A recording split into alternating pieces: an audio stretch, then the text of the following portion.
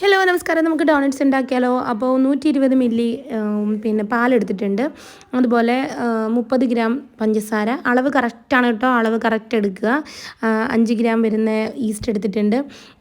പിന്നെ എടുത്തേക്കുന്നത് വെച്ചാൽ ഒരു നുള്ളു ഉപ്പ്, 300 ഗ്രാം മൈദ. അത് അരിച്ചോ അരിക്കാതെ എടുക്കാം, ഞാൻ അരിച്ചാണ് എടുത്തിരിക്കുന്നത്. 300 ഗ്രാം മൈദ. പിന്നെ അതിന് ശേഷം 30 ഗ്രാം ബട്ടർ, ഒരു മുട്ട. അപ്പോൾ ഇത്രയാണ് കറക്റ്റ് അളവ് വന്നിരിക്കുന്നത്. ഇത് കറക്റ്റായിട്ട് എടുക്കാൻ ശ്രമിക്കുക. പിന്നെ അതിനകത്ത് പ്രത്യേകിച്ച് വേറെ കാര്യങ്ങളൊക്കെ നമ്മളിത് സെറ്റ് ചെയ്ത് കഴിഞ്ഞിട്ടേ ഉള്ളൂ. അപ്പോൾ നമ്മൾ എന്ത് ചെയ്യുക, ഇത് നല്ലപോലെ കുഴച്ചെടുക്കുക. അപ്പോൾ ഇത് വെച്ചിട്ട് ഒരു 10 ഡോണറ്റ്സ് വരെ ചെയ്തെടുക്കുക ഈ അളവിൽ നിങ്ങൾ ചെയ്യുകയാണെന്നുണ്ടെങ്കിൽ. അപ്പോൾ ഞാൻ ഇതൊക്കെ ബീറ്ററിലിട്ടിട്ടാണ് ചെയ്തെടുക്കുന്നത്. ഏകദേശം ഒരു 7 മിനിറ്റോളം ഞാനിത് ബീറ്റ് ചെയ്തെടുത്തിട്ടുണ്ട്. അപ്പോൾ കൈ വെച്ചിട്ടാണെങ്കിൽ നല്ല പണിയാണ്. നല്ലപോലെ കുഴച്ച് ആ മാവിനെ നല്ല ആ ഡോ ഒന്ന് മയപ്പെടുത്തി എടുക്കുക.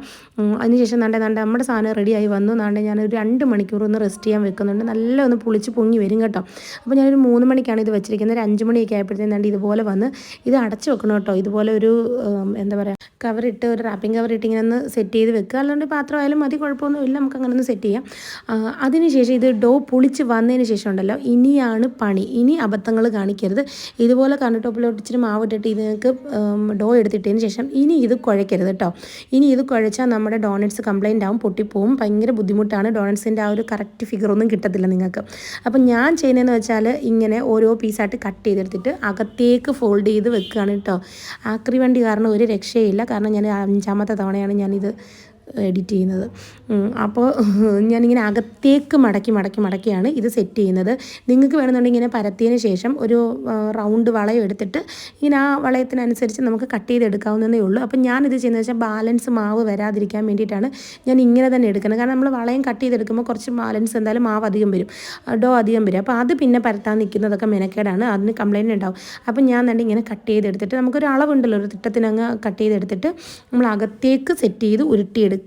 പിന്നെ ഇത് ജസ്റ്റ് ഒന്ന് ഇങ്ങനെ ഒന്ന് പരത്തി കൊടുക്കുക. എന്നിട്ട് നടുക്ക് ഒരു ഹോളിട്ട് കൊടുക്കുക. അപ്പോൾ നമ്മുടെ ഡോണറ്റ്സ് റെഡി ആയിട്ടുണ്ട്. അങ്ങനെ ഞാനിത് ഹോളിടാതെ എടുക്കുന്നുണ്ട്. കാരണം അകത്ത് നമ്മൾ ക്രീം നിറയ്ക്കുന്ന ഡോണറ്റ്സ് ഇല്ലേ, അതിന് വേണ്ടിയിട്ടാണ് നമ്മളങ്ങനെ ചെയ്തിരിക്കുന്നത്. പിന്നെ ഒരു 10 മിനിറ്റ് നമുക്കൊന്ന് റെസ്റ്റ് ചെയ്യാൻ വെക്കുക.